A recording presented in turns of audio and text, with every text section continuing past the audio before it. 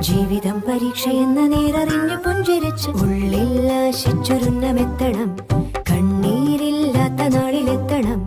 പൂജ്യത്തിൽ നിന്നു മുന്നിലെത്തുവാൻ ഇത്രയും നേരമോ ഇത്രയും ദൂരമോ? ഉള്ളിൽ ആശിച്ചൊരുന്നമെത്തണം. കണ്ണീരില്ലാത്ത നാളിലെത്തണം. പൂജ്യത്തിൽ നിന്നു മുന്നിലെത്തുവാൻ ഇത്രയും